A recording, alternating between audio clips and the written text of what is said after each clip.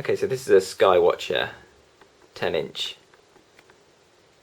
refracting telescope, which comes on this very simple Dobsonian base, which is in 2 bits here.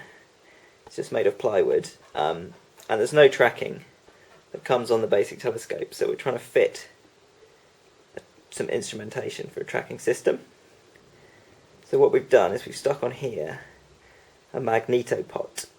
This is it's basically just a variable resistor, a rotary potentiometer, with a sliding track in it. And you can use a magnet, if I can maybe just show you this, to attach to the slider and move the slider around the rotary potentiometer. So we've got a magnet and we have embedded it in the base here. You can't really see it, it's just it's under this bit of masking tape here. And what I'm going to do now is assemble the base and hopefully show you the readout of the potentiometer.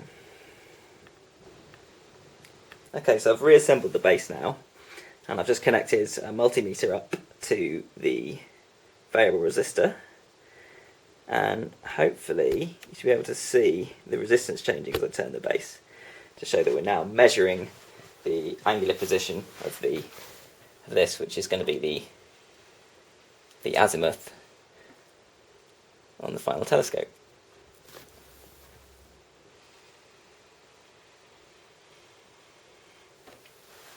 Okay. Okay, so we're back with the telescope now. So in exactly the same way as I used a magnetopot on the base to measure the azimuth angle, I've also attached one here to the side of the tube, the telescope tube, to measure the angle of elevation. So this is a standard Skywatcher tube. If I just show you the other side quickly. On this side we've got, the tube has this kind of cardboard protective shim, I suppose you might call it here, where the side of the tube can contact with the base. On the other side, what I've done is I've taken this impregnated cardboard shim off, and it just so happened, essentially through pure luck, that the size of the recessed hole here was exactly the right size, pretty much, to fit the magnetopot in. But in order to prevent the instrument itself from becoming the new protective shim, we've put a nylon washer in here, which is just very slightly thicker than the magnetopot itself. And again, a magnet is used to drag a slider around to change the voltage or change the resistance on here. So there we go, the magnet's picked up the slider, and depending on the position, the resistance is different. So on the base where the tube attaches, I'll just show you that over here. Just try and get this in focus. There we go. We've drilled a hole here and put a magnet in the hole, recessed, and just stuck a bit of masking tape over. So the tube sits in here, and the magnet's stationary, but the tube rotates and the instrument, the potentiometer, rotates, thus measuring the angle of elevation. So I'm going to reassemble the tube and base now, and then hopefully show you the next stage. So here we are, the telescope's reassembled, mounted into its base. Both the potentiometers are in place, measuring both azimuth and elevation. The potentiometers are connected up now to this Arduino microcomputer. It's just sampling the measurements of position and reporting it over serial to the laptop here. I'm just going to bring that laptop in.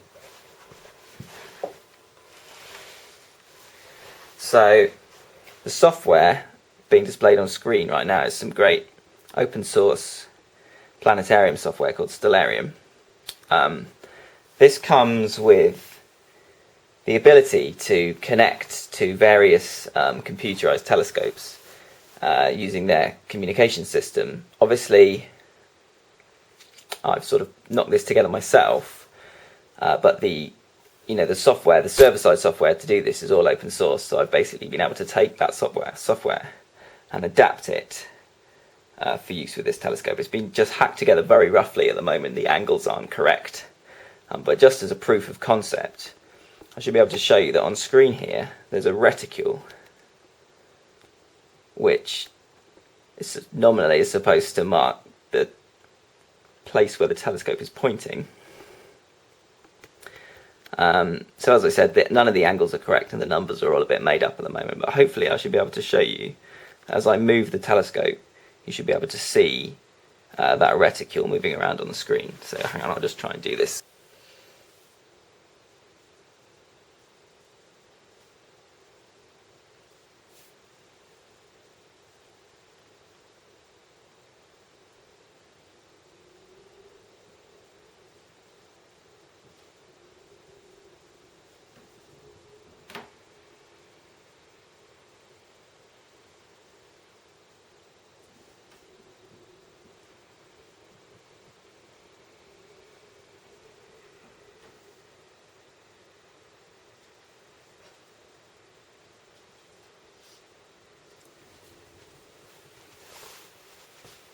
So hopefully you could see there the reticule moving. You might have seen it jump a little bit there. I mean, I think there's some noise issues that need to be sorted out. The other thing you can do with this software, which is quite nice, is you can lock on and center your view on the telescope reticule, and then as you move the scope, hopefully the reticule should stay in the center and it's the sky that should move.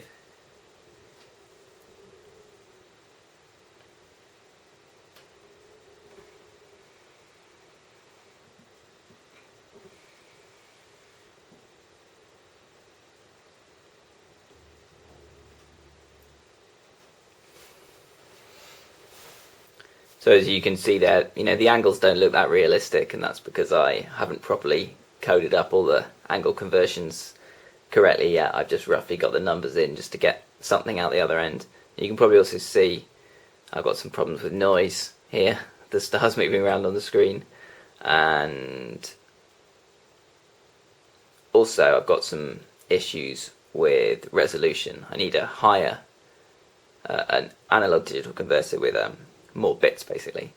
You can see the noise even better if I zoom in. Oh no, it's keeping quite still, but yeah, there you go. You can see it's kind of dancing around all over the sky. So these are issues that need to be smoothed out. So the next bit is to code it up properly so that it's actually, the angles are correct and it's pointing on the screen to where it really is pointing in the sky, and also to improve the hardware a bit to deal with these noise and resolution issues. And then once we're accurately measuring where the telescope is pointing, the next stage of the project is to start thinking about motorizing the base, the mount, to make the telescope go to. Okay.